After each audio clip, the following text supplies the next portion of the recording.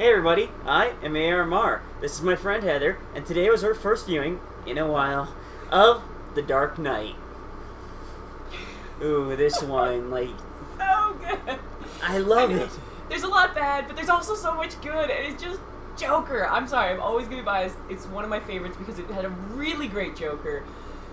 Oh, and just so many good moments with him and his plans, and his how his plans are like half-baked but still work, and it's Oh yeah, he is very fun. Like, it's a really good portrayal of Joker. It's not my absolute favorite, but it is amazing.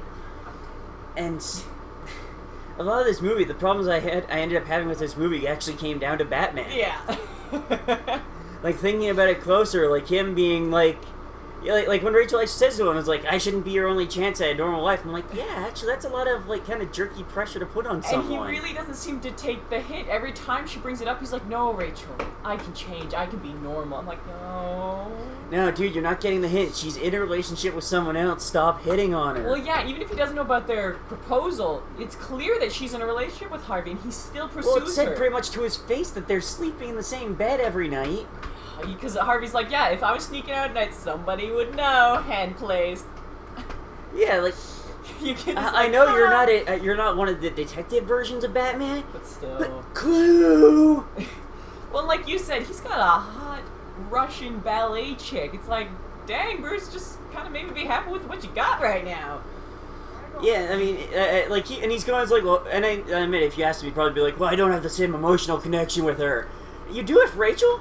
You left for, like, what, 10 years? Yeah. You didn't speak to her? She thought you were dead, and you're like, but I came back into her life a year ago, and she said if I didn't have to be Batman anymore, we could be together.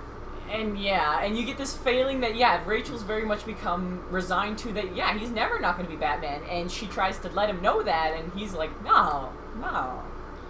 And it's just like, no, I've moved on. Like, it's clear that you'll never stop being Batman. And he's like, no, I can change. I'll abandon the city for you. And that's we addressed this in one of the other movies. That's a lot of pressure to put on a lady. Yeah, I've stopped being Batman for you. So you stopped saving and helping and protecting people because of me?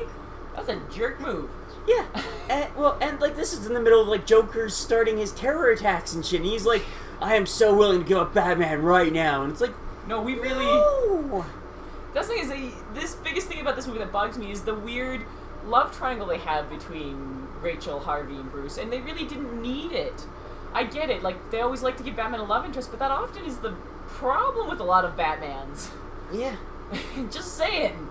I love you, Bruce, but you're kind of meant to be alone or have a sidekick. Like, at least, like... At the very least, if you have a woman in your life, it should be someone like, well, not the movie version of Catwoman, but like someone like that who can actually handle that kind of life. Yeah, because it's really a lot to put on someone who's normal. Because it's clear since he started this mission that he's not normal anymore. He can't go back to that normal life. Yeah. And but anyway, back to good. Yeah. The chase scene through the tunnels, that was kind of awesome. Oh, so good. Just because Joker, like, you get this feeling that he's just, like, having fun with it, because he's like, I'm going to shoot up the SWAT van, but he starts off with a handgun. He knows that's not going to do anything, but he's just giving time, because he really wants Batman. He doesn't care about Harvey in the van, so he's just having fun shooting somebody. He's like, alright, Batman's not here, rocket launcher. Yeah. Well, and, like, there are a few points where he is kind of just playing, like, he has his plans upon plans upon plans, but it doesn't seem like he actually expects any of them to succeed. So when one does, he's like, okay, let's try the next one. Yeah, so this is kind of like his plan seems to be, let's see if we get this far. Let's see if we get this far. Let's see if we get this far. If we get this far and they send in a chopper, we'll do this. Yeah. And again, because, yeah, he had chopper guys, but he didn't call them in until the SWAT van got back up top. He's like, oh, okay, I couldn't keep them in the tunnels. Let's, wrap them up. Yeah. Rack them up.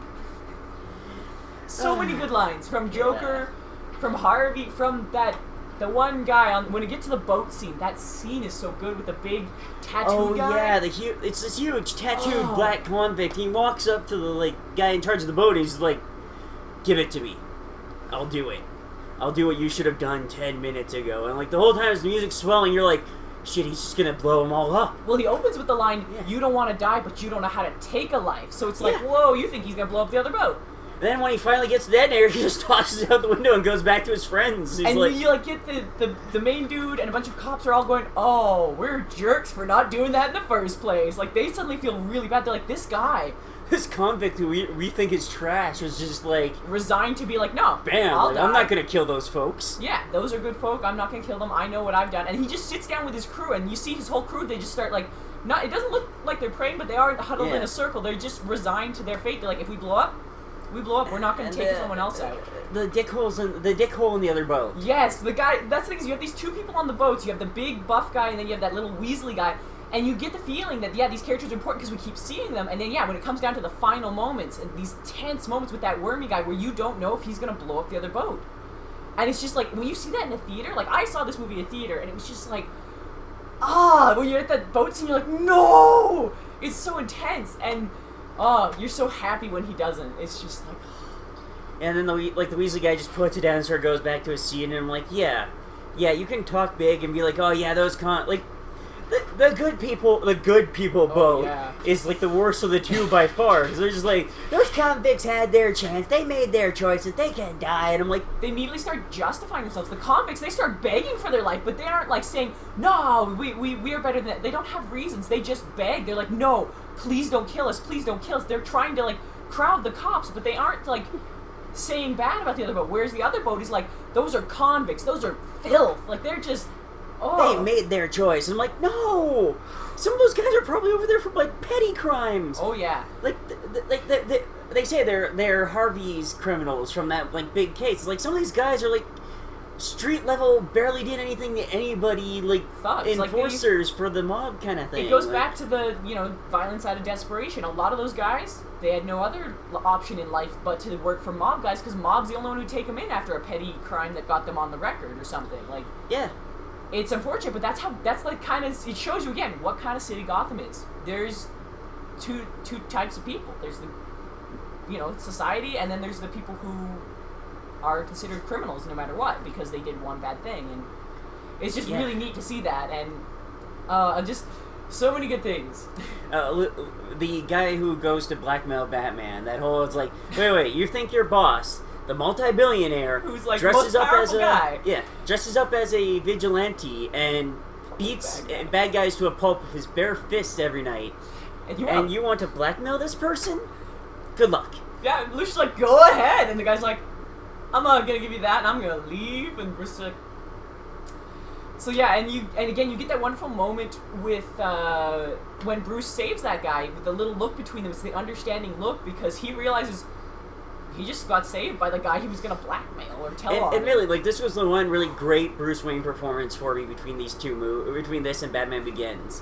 Was him, like, getting his Lambo hit like that to save the guy, and Gordon being like, wow, that was really brave of you, Mr. Wayne, and him being like, trying to catch the light? Like, what? Yeah, just playing it dumb. Because again, we get that in the first movie with him and the chicks, but you really feel it here where he just plays them, should I go to the hospital? And everyone's like, what is wrong with you? Have you not watched the news? And he's like, I do love Gordon's line there. You don't watch the news much, do you, Mr. Wayne?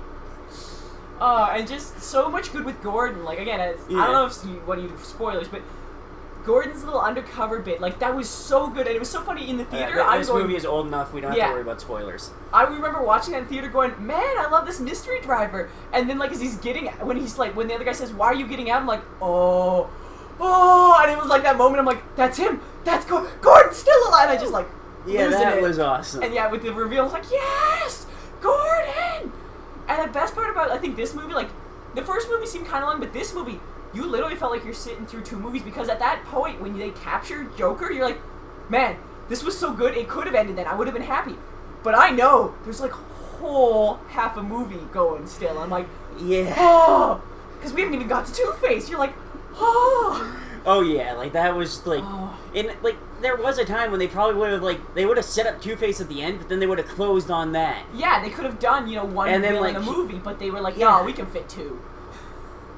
Unfortunately, like a lot of superhero franchises, once they got to the third movie, they were like, I'm gonna put this villain in, and this villain in, and this villain in, and this villain in. Yeah, so like I said, the last movie is not my favorite out of the three, but this one is so good. As much as I was jazzed about the first movie when it came out, to have Joker, to have like an iconic villain I love, this was my favorite of these three movies. As much as I got pissed about like the love triangle and the really like stupid way that Bruce is handling like his relationships and whatnot, I was kind of like, you know what? The rest of this movie is awesome, and it kind of shows how damaged Bruce is, that he's constantly like, no, we could be together. He's like desperately clinging to that. Yeah, and he like, wants to be normal when he can't be. But yeah, like, and going back to Two-Face, you love Harvey's change up in this, because the real like kind of breaking point, everyone's like, oh, when he burned his face, I'm like, no, when he sees that coin, and we know he gave it to Rachel, so he's like, oh, Rachel might be okay, and he flips the coin over and it's burned. He's like, and scarred and like scratched and like, yeah. Harvey's gone. He doesn't want to live anymore. Well, and you like, this movie did something that too many versions leave out, and that the cartoon did amazingly well too. They show his mental instability before he becomes Two-Face. Yeah, they have these moments where he's just like trying to intimidate the one guy, and he's just taking it too far, and Batman's like, you can't do that, and Harvey's like, can't I? It's just like, whoa, Harvey, that's no. Yeah. You're supposed to be the good guy here. And it's like, sorry. Yeah, just the oops, but you're like, there's something laying underneath there. Yeah, it's totally. And it's a good scene.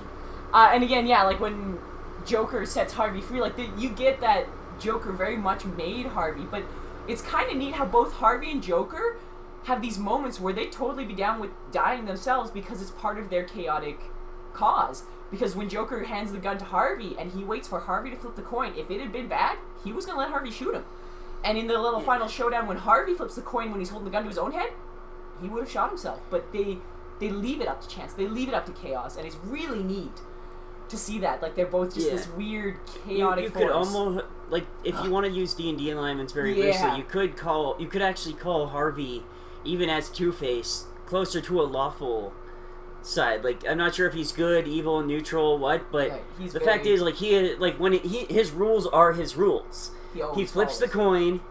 If if he has the gun on himself and it lands, kill him side up, he will pull the trigger on himself. But you definitely get the Joker's a little more evil, chaotic, because yeah, as much as he's says I'm an agent of chaos, he still really wants to twist other people, to bring out the worst in people, and whatever he has to do that, he'll do it. He doesn't leave everything up to chance. Yeah. Yeah, that's everything we had to say about this movie. Thank you guys for watching, and we'll see you next time.